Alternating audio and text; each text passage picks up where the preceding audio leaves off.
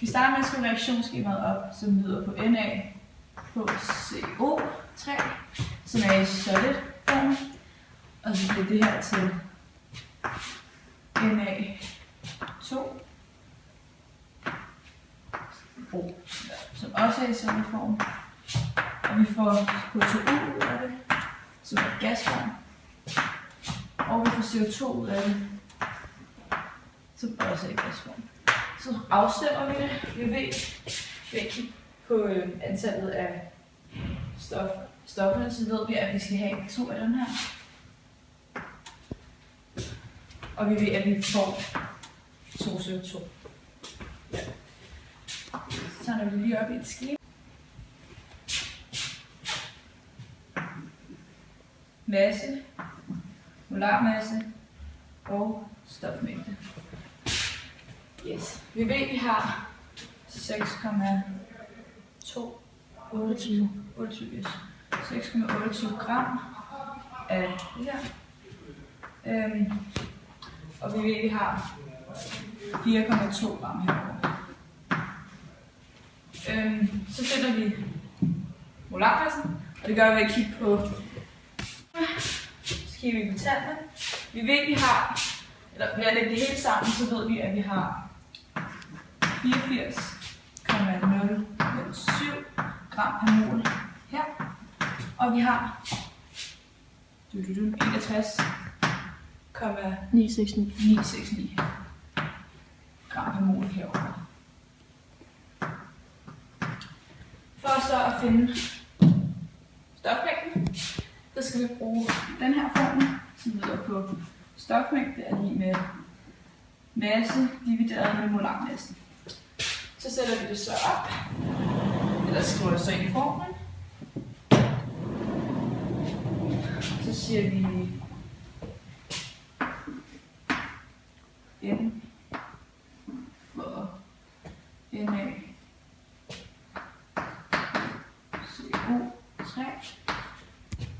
som er til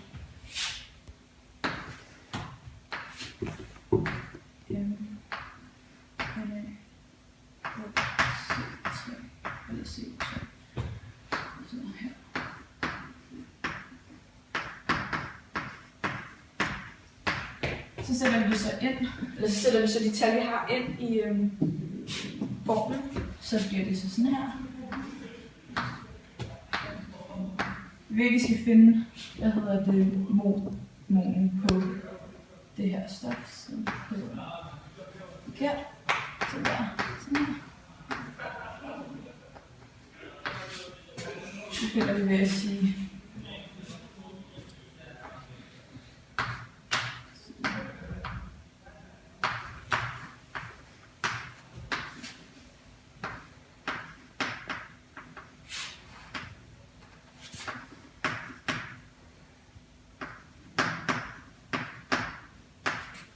det bliver så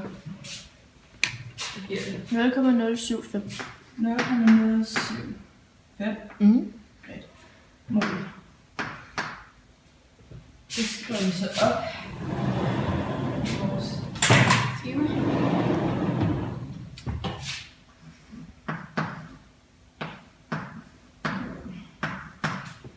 Så gør vi så det samme med Na2O for at finde dens molarmasse, eller bare stofmængde hedder det.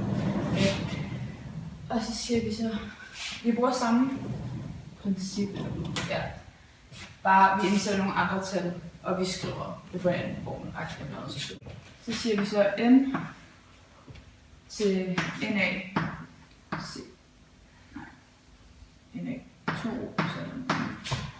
til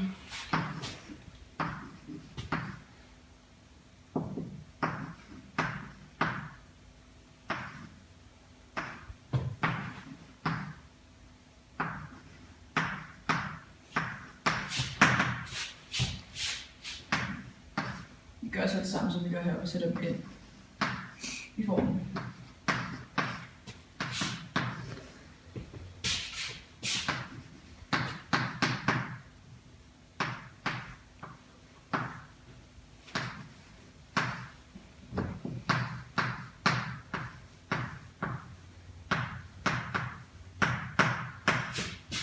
Det bliver så 0,067.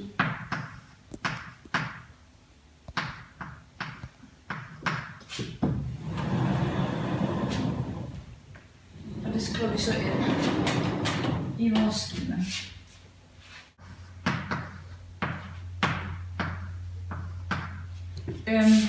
Og vi kan så se, at det her skema ikke passer til det forsøg, vi lavede, fordi at forholdet mellem de to må meget gerne være 2 til 1, men det er de ikke, så det er ikke reaktionsskema. Vi starter med at opskrive reaktionsskemaet, som hedder NaHCO3, som er på fast form. Og det bliver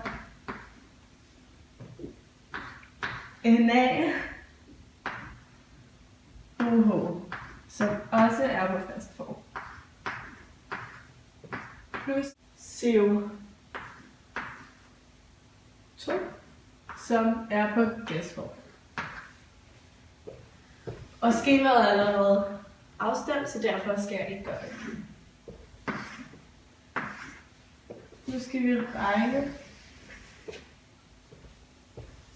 reaktionsskemaet stofmængder.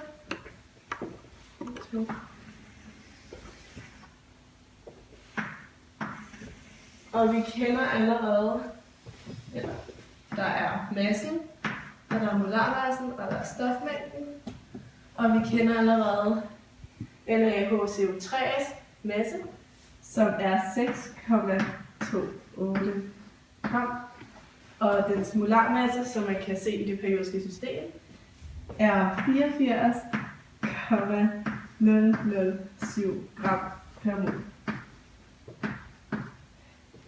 I det forrige reaktionsskema, der regnede vi det stofmængde, så det kan vi allerede, som er 0,075 mol. Okay. Ved NaOH, der kender vi også massen, som er 4,2 gram, og molarmassen, som også kan ses i det periodiske system, er 31,0134 gram per mol. Og så skal vi så regne det stofmængde. Man starter med at bruge formlen Na, eller bare igen,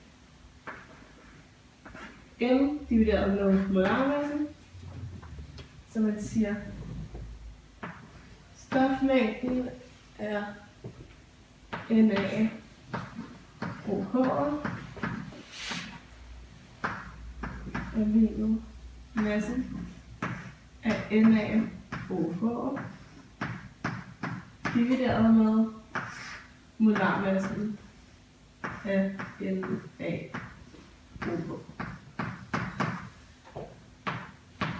Og massen var 4,2 gram. Og molarmassen var 31,034 gram per mol. Og det stofmængde vil så blive 0,135 mol. 0,135 mol. Som vi så kan stå ind i vores skema.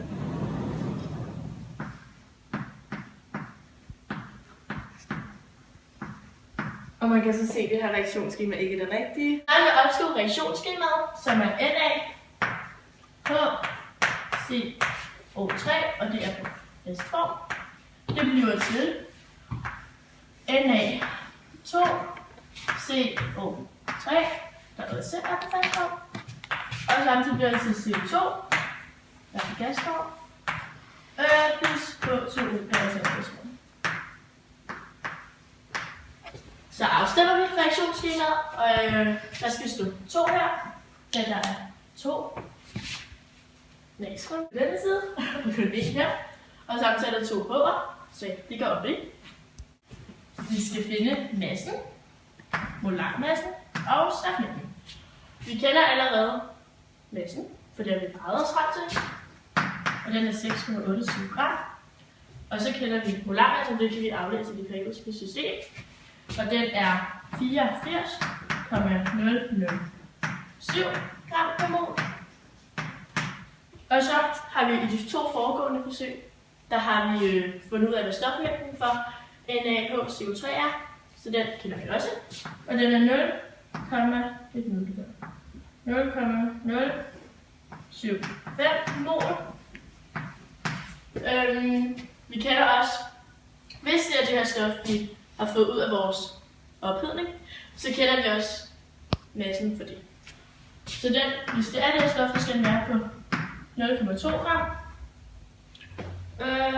Og Na2CO3's molarmasse er 105,978 gram per mol. Og nu skal vi så udregne stofmængden.